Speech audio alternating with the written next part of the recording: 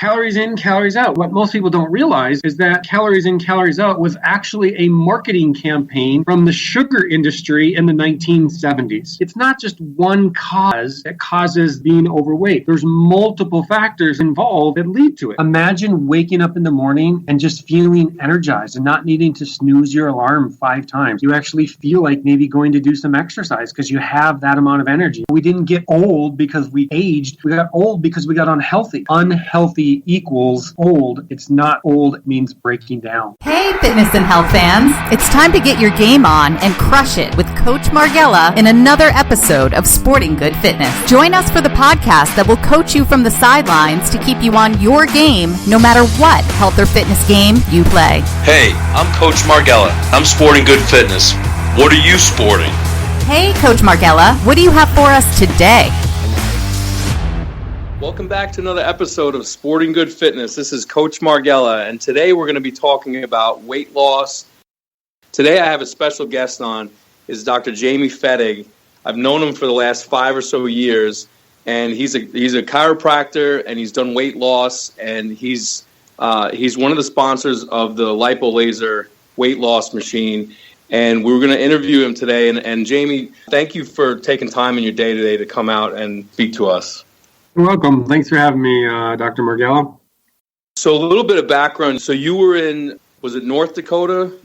I grew up in North Dakota, and as soon as I could leave when I was 18, I left and ended up in Chicago for about 5 years. And when I got sick of people not wanting to change their lifestyle to be healthy, it drove me nuts. I said, that's it. I'm done. I'm out of this. Like, I got into this game to help people, and they didn't even want to help themselves.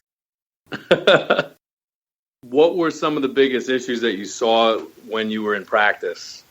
To me, the biggest thing was motivation. Like, people they didn't really understand what being healthy was, so they weren't motivated, and they didn't really want to change their life because they felt like, oh, I'm just giving up stuff I want without getting anything in return, so why would I do that? And that was the biggest obstacle I had to overcome. And when I actually went back into practice after 4 years of not practicing, I went back in because I realized that, oh my gosh, if I show people that this is what they can do to lose weight and at the same time make them healthier, they'll do it because they're doing it to lose the weight.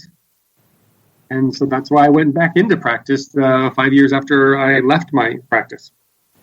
That's brilliant. I love that. And, you know, I've been to many of your seminar and I know that you've spoken about that before. Now, is that about when you started using the lipo laser weight loss in your office? Exactly, yeah. What I realized was that, you know what, people want to lose weight. And the problem that they have out there is that it's not just about diet and exercise. It's not just about calories in, calories out. And that's what we've all been told.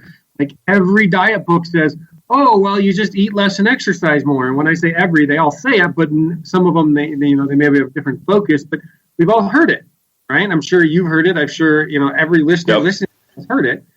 Calories in, calories out. Well, what most people don't realize is that calories in, calories out was actually a marketing campaign from the sugar industry in the 1970s. Right? It was legitimately a marketing campaign from the sugar industry. They paid a bunch of doctors to go on TV and commercials and put their names on studies that they actually did. And this is all public record now. It's all out there if you actually want to look for it. Great movie that kind of it exposes it all. Is Fed Up. But anyway, long story short is it's all out there. It's all public record. They actually pay doctors to put their names on studies that the sugar industry did themselves to prove that sugar wasn't bad. It was perfectly fine. It was just about total calories in, total calories out. And I knew that forever, but nobody else believed me. So what happened with the lipo laser, which I love so much, is that people would come in for weight loss, and we tell them, look, this is what you have to do. This is what you need to, eat. And it wasn't about calories. It wasn't about starving yourself. It was just about eating healthier foods. And when they did that with the lipo laser, they would literally see results after the first visit. Like 2 days, they'd see results. In the first month on average, people would lose 17 pounds as just a complete across-the-board average without having to make major sacrifices in what they ate. And that was what got me back into practice, is that combination where we're doing the lipo laser, they're seeing immediate results. Now their motivation is going through the roof because they literally see and look in the mirror and they look on the scale and they see, oh my gosh, I'm different and I don't feel like I really had to give up that much. So now they're motivated to continue. They're motivated to do more. They ask you, what else can we do? And at the same time, we're getting them to be healthier. But being healthy is really the underlying driving force, because now, 6 weeks into the program, people are, looking better and feeling better than they ever have. And now they're also starting to see the health benefits. And now they actually see what they're getting back from the changes that they're making above and beyond the weight loss. That reminds me of something that you've taught at your seminars, where you go over and you show the ideal weight and the overweight little model that you have. Do you mind explaining kind of how you've explained that to us as doctors? The idea of how ideal weight overweight works is that the entire medical profession is looking for the one cause, one cure. And the problem with that is that if we all think about it, we all know, we're all smart enough, we all understand it, we all get, it's not just one cause that causes this cancer or that heart disease or being overweight. There's multiple factors that are always involved that lead to it. And so the example is, so if you imagine if you're looking at a TV screen, in the upper right-hand corner of the TV screen, there's a little circle, and in the circle it says ideal weight. And then in the bottom left-hand corner of the screen, it says overweight. Right? So you have these two circles in the opposite corners. One's in the top right, says ideal weight. One's in the bottom left, says overweight. And then what happens is there's like a line that connects that.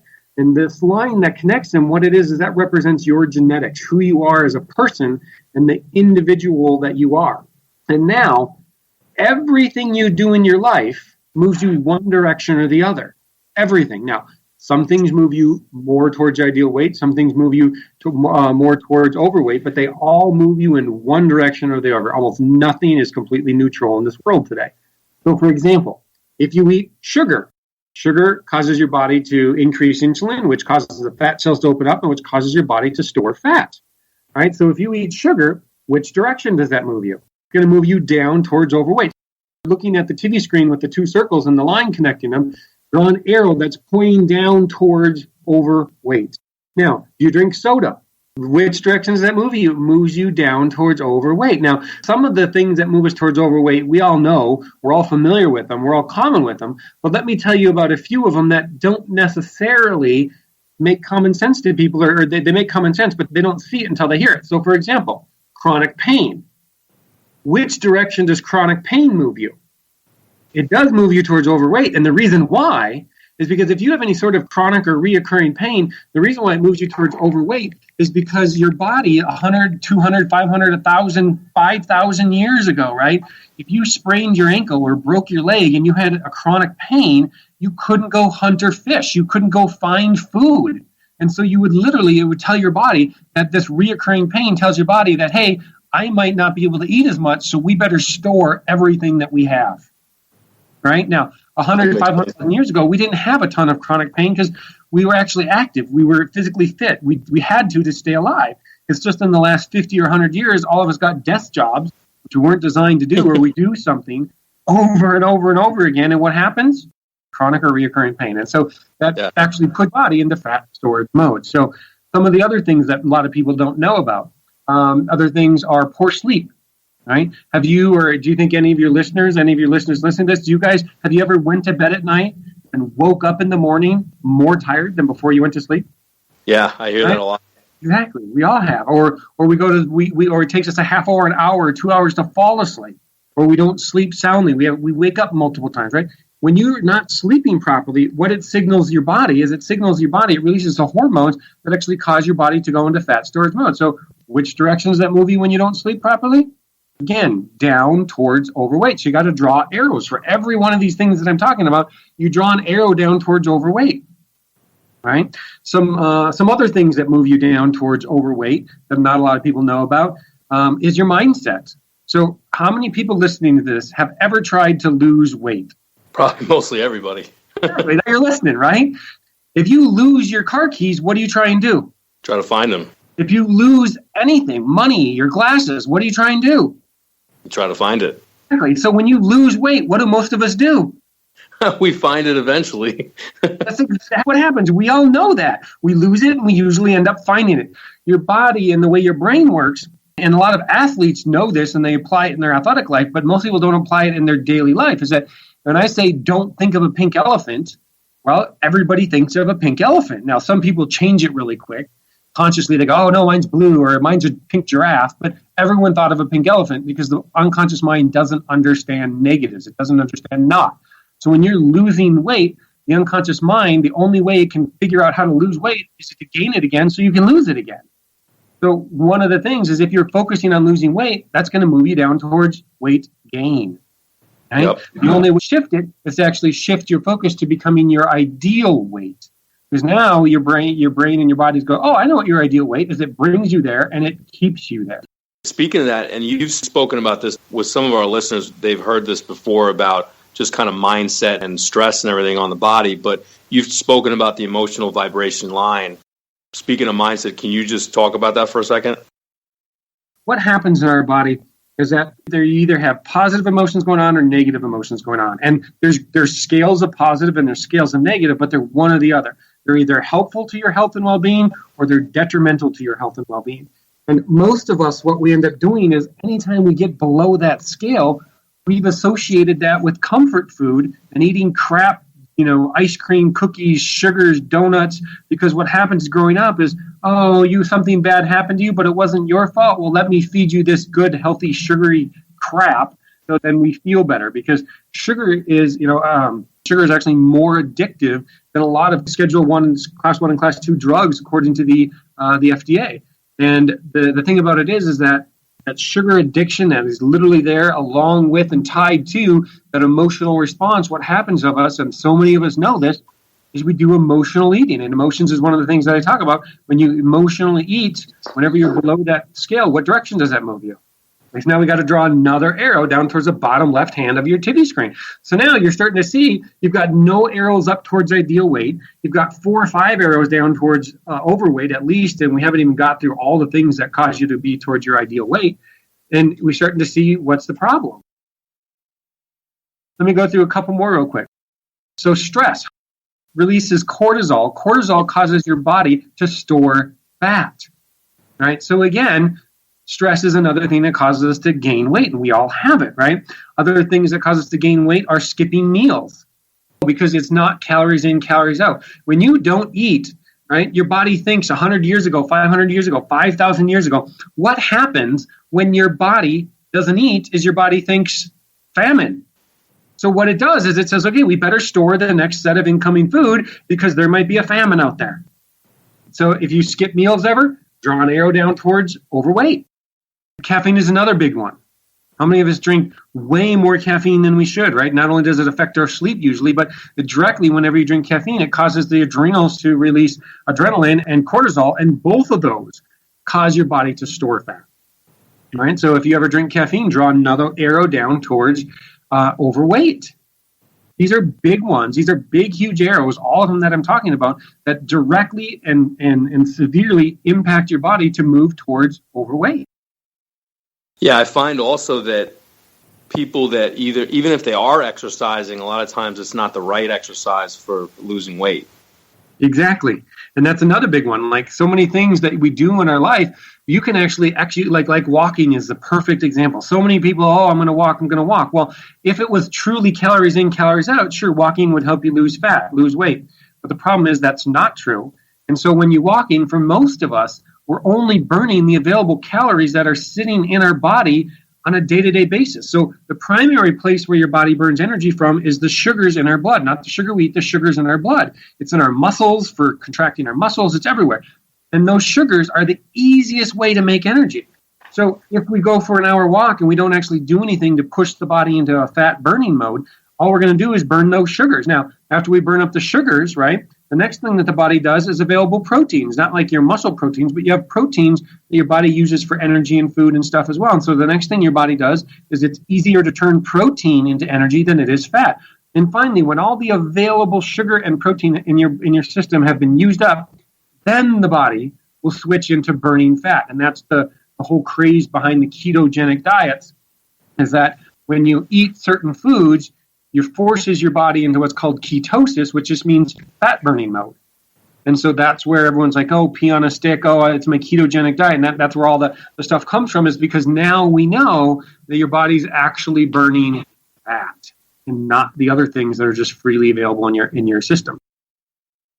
So we have all these arrows down towards overweight, right? Done exercising properly, caffeine, all those that you have. Now, let me ask you a question. All of you and all the listeners out there, what do you do to lose weight? So exercise. Yeah, that's what most people say. I did some exercise. Oh, what else did you do? Oh, I dieted. Mm-hmm. Yeah, okay. So you get to draw 2 arrows up towards ideal weight. So you got 2 arrows towards ideal weight, and you got 10 arrows towards overweight. Yeah, you can't do enough to counterbalance it. Exactly, and that's the biggest problem with weight loss today. Now, here's how your body works. This is why makes it even more difficult when you don't understand this, but it makes it super easy when you finally understand it. We all are inherently lazy, right? Our bodies are. Now, some scientists like to call it efficient. I just call it lazy because that's really what it is. So, for example, if you contract your bicep muscle, your tricep muscle, which is the opposite muscle, is forced to relax through what's called reciprocal inhibition. There's actually a neural network that when you contract your bicep, your tricep automatically relaxes.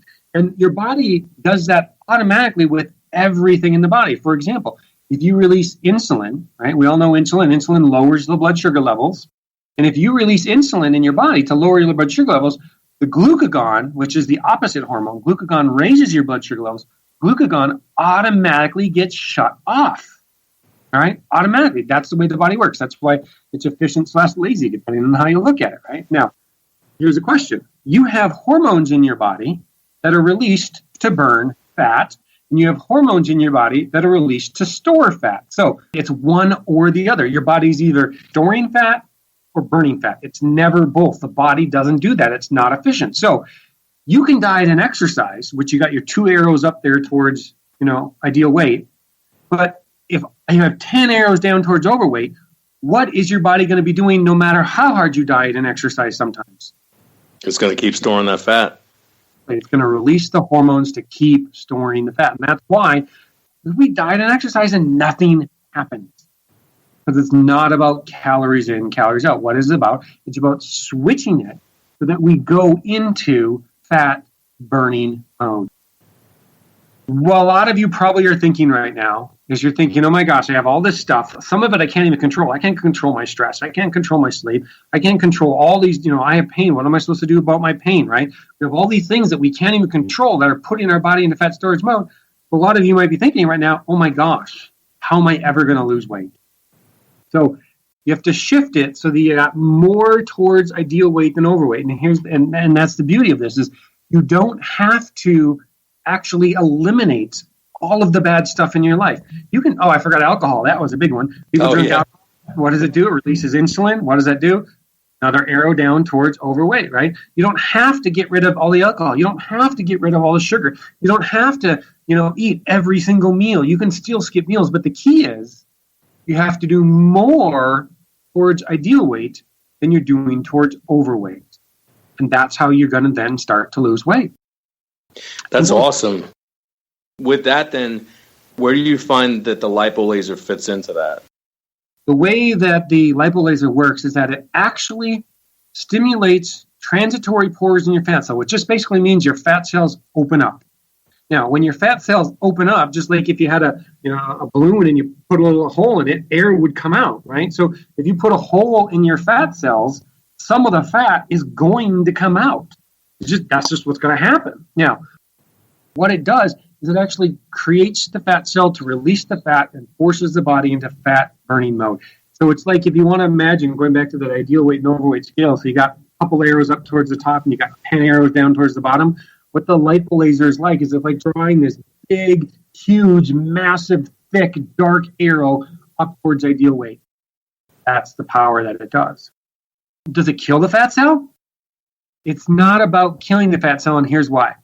A lot of people think on the surface that if the fat cell is dead or gone, that's better because it's permanent, right? Wrong. When you hit puberty, no adult human beings almost ever produce any more number of fat cells. So what's happening for most of our life since puberty is that the fat cells just get bigger and smaller. Most of us, they're bigger than they were when we hit puberty. So if we want to shrink the fat cells, we don't want to kill them, because here's the funny thing, is if you kill a fat cell, it doesn't grow back. So if you kill a bunch of fat cells in your stomach, or if you through freezing them or cutting them or sucking them out, and you don't change your life later, or you go back to a lifestyle that causes you to gain weight again, where does that weight go to? It's going to come back in your elbows, in your arms, in your knees, in your back, in your hot thighs, in your hips. Wherever you kill the fat cells, it's going to come up somewhere else. And now you got to go do it again. Yeah, and I've seen that quite a bit with some patients that have done liposuction specifically. And that's the beauty of the non-invasive lipolaser, is it doesn't actually kill the fat cells. It just stimulates them to do the natural process of releasing fat. That was one of the biggest things when I had met you 5 years ago, and I knew that this was a great answer for the problem of our patients, because I didn't want them to go have a risky surgery or do some fad diet. I wanted them to do something and get healthy, like you said, and really make a difference so that they could keep it off after they're done. Most patients don't really understand what health is. Imagine waking up in the morning and just feeling energized and not needing to snooze your alarm 5 times. Imagine that when you get up in the morning, you actually feel like maybe going to do some exercise because you have that amount of energy. You're not just dragging through the day because you couldn't sleep at night, right? Imagine that when you show up in the office, you're actually focused. You have energy. You actually can sit there and do your job, and you don't feel like, oh, I need a break every couple hours because this is just so drudging. And it's the same job, right? And even the bigger picture is your body starts functioning better. So what does that mean? It means you sleep better. It means you don't have heart problems, indigestion. It means your chronic pain starts to heal. It means that you start waking up, happier about life, more peaceful, more relaxed, more in tune with your creator, and all the stuff that we really want to do. One of my favorite quotes from the Bible is, treat the body as a temple of the Lord. So how many of us treat our body like a barn? Most right? Sure, that's what the Bible tells us to do, but if it's more than that, it's also self-serving. Is that, you spend 2 minutes a day for each meal, 6 minutes a day eating this crap food because it stimulates the taste buds, but then the other, 23 hours and 54 minutes, you're miserable. Yeah. And so you'll start to see when you do it naturally in a healthy way, your whole life starts to shift. Now you can get on the floor and play with your grandkids because your knees don't hurt, and now you can go play softball again because your shoulder's not killing you, and you can go shopping because you can actually walk around and you have enough energy to do it, and now you can sleep in the same room as your spouse because you don't wake each other up and one of you wakes up unrested, and and your relationships get better because when you're not feeling crappy, you're not as likely to snap at somebody or be short with them, and you get along better with your kids and your spouse, and you can enjoy life more. And that's really what health means, is that it's like, imagine back when you were 15 or 20 again. We get to do all of those things again. We didn't get old because we aged. We got old because we got unhealthy, right? So if you really want to think about it, the way I love to equate it the most is that unhealthy equals old. It's not old in and of itself means breaking down. Well, that's a great way to look at it. I love that. Yeah. So in wrapping up, what's the main thing you want to leave our listeners with? What do you want them to take home with them? The biggest thing I want them to take home is to go back and remember that your body is either in fat burning mode or fat storage mode. It's never both. It's one or the other, right? And so you need to do more things up towards ideal weight to switch your body into fat burning mode, right? And the easiest way to do that is to use technology that actually stimulates your body to be in fat burning mode. Now, I didn't go through all of the things that are big key players in ideal weight, overweight, and fat burning and fat storage, but you go see Dr. Frank and he'll show you this is exactly what it is for you that's causing these problems. You can then either change them or not, and then you can either add the lipolaser to stimulate the results or not. But at least now you'll know all the information that's actually going to finally produce you the weight loss goals that you want to know. Well, thank you again for taking the time out today. So if you'd like some more information, I've worked extensively with Dr. Jamie Fettig for the last 5 years, and we've trained our staff and we've gone to his seminars, and we're really in tune with what is causing people to gain weight and not be able to lose it. So one of the things we could do is go over this ideal and overweight scale when you come in. Reach out to me personally, and we'll sit down with you and go over these things that have kind of been holding you back, because for each person, it's different. One person may have something that they're doing that doesn't work for somebody else. And even though that it's kind of the mainstream idea, but like Dr. Jamie said, there's a lot of things out there that are false, and that really we fall into that trap. And that's why we're not losing the weight. We're not losing the inches. We're not getting healthy. And I invite you to come in so that we can go over that with you. I'll spend the time with you to figure out why you've kind of been stuck and how we can get over that hump. So thanks again for listening. I appreciate you listening each week. Please follow us on Facebook at Ideal Health and Wellness Center, and on Instagram as well. I'm Coach Marghella, and I'm Sporting Good Fitness. How about you? Thank you, Coach Marghella, for another thrilling episode. Sporting Good Fitness is a broadcast wellness production powered by Ideal Health and Wellness Center in Franklin. Executive producer, Frank Sardella. Dr. Marghella appears courtesy of Ideal Health and Wellness Center, copyright 2018, all rights reserved. For more information, visit sportinggoodfitness.com.